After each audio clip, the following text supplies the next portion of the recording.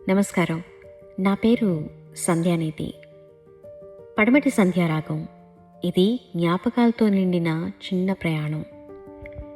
కొన్ని జ్ఞాపకాలు ఉంటాయి, మనసు అలసిపోయినప్పుడు నిశ్శబ్దంగా వచ్చి మన పక్కన కూర్చుంటాయి. మట్టి వాసన గుర్తుందా?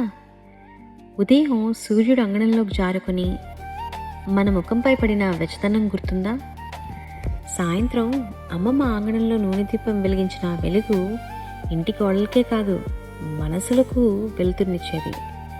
మేడపై పరుపు వేసుకొని నక్షత్రాలను లెక్క పెడుతూ వాటిని మన స్నేహితుల్లా చూసుకుంటూ ఎప్పుడో తెలియకుండా నిద్రపోయిన రాత్రులు గుర్తొస్తున్నాయా? అప్పుడు మన జీవితం అంత త్వరగా పరిగెత్తేది కాదు. గడియారం మోగేది కానీ మనసు పరిగెత్తేది కాదు. ఇప్పుడు ఎత్తైన భవనాల మధ్య నిలబడి ఒక్కసారి వెనక్కి తిరిగితే అక్కడ ఇంకా ఒక అంగణం కనిపిస్తోందా? ఈరోజు మనం జీవిస్తున్నది కాంక్రీట్ అడవిలో, కానీ మనం హృదయం ఇంకా వెతుకుతున్నది ఆ పల్లె జ్ఞాపకాలనే. ఈరోజు మన జీవితం అపార్ట్మెంట్ ఫ్లోర్లు, లిఫ్ట్ ప్రయాణాలు, ఫుల్ నెట్వర్క్, ఫుల్ ఛార్జ్డ్ ఫోన్లు. కానీ మనసు ఎంత శాతం ఛార్జ్లో ఉంది?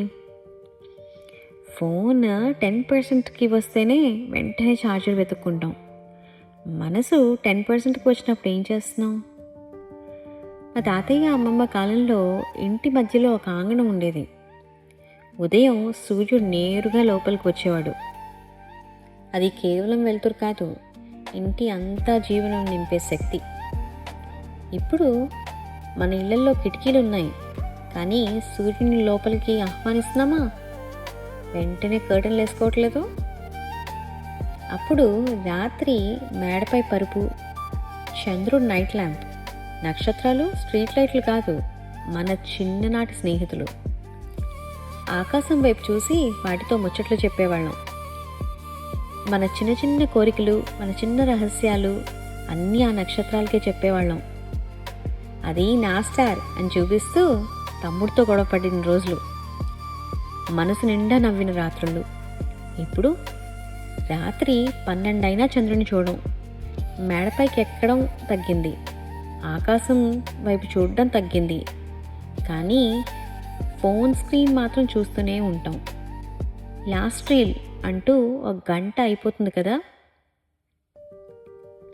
అప్పట్లో అమ్మమ్మ తాతల మధ్యలో, బామ్మ తాతల మధ్యలో పడుకుని నా పేరు బుడుగు, ఇంకో పేరు పిడుగు, మా బామ్మ ఆరిపిడుగా అంటుంది అని కథ చెప్పమని మొదలెట్టి కథ వాళ్ళ చేత పూర్తి చేయించేవాళ్ళం. భలే రోజులు కదా అవి. మీరు చివరిసారి నక్షత్రాలను ఎప్పుడు చూశారు? చివరిసారి ఫోన్ పక్కన పెట్టి నిద్రపోయింది ఎప్పుడు? అప్పుడు ఇళ్ళు చిన్నవి కానీ నవ్వులు పెద్దవి. ఇప్పుడు ఇళ్ళు పెద్దవి కానీ మాటలు చిన్నవయ్యాయా? అప్పట్లో పక్కింటి వాళ్ళు కుటుంబమే, ఇప్పుడు ఫ్రెండ్స్ లిస్ట్లో 1000 మంది, కానీ నిజంగా మాట్లాడే వాళ్ళు ఎంతమంది? మన దగ్గర ఇప్పుడు ఏసీ ఉంది, వైఫై ఉంది, నెట్ఫ్లిక్స్ ఉంది, ఆన్లైన్లో ఫుడ్ ఉంది, కానీ అమ్మ చేతి వంట రుచి మిస్ అవుతున్నాం కదా, పల్లెగాలి మిస్ అవుతున్నాం కదా, లేక మనల్నే మనం మిస్ అవుతున్నామా? మన పిల్లలు చెట్లు ఎక్కడ నేర్చుకుంటున్నారా, లేక స్క్రీన్ లెవెల్స్ పూర్తి చేయడంలో ఆనందపడుతున్నారా?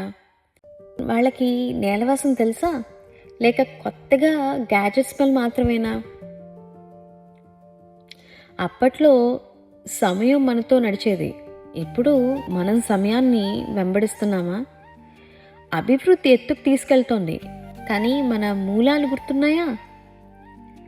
కాంక్రీట్ అడవిలో జీవించడం తప్పు కాదు, కానీ పల్లె జ్ఞాపకాలు మర్చిపోవడం అవసరమా? ఈరోజు ఒక్కసారి ఫోన్ పక్కన పెట్టి ఆకాశాన్ని చూడండి, చంద్రుణ్ణి చూడండి, గాలి లోతుగా పీల్చుకోండి. ఎందుకంటే సౌకర్యాలు మారాయి, జీవన శైలి మారింది, కానీ మనసు, మానవత్వం మారకూడదు కదా. అప్పుడు మీకు మీరే అడగండి, మనం జీవిస్తున్నది సులభమైందా, మన జీవితం సులభమైందా లేక మనం కాస్త కష్టంగా మారామా? పడమటి సంధ్యారాగం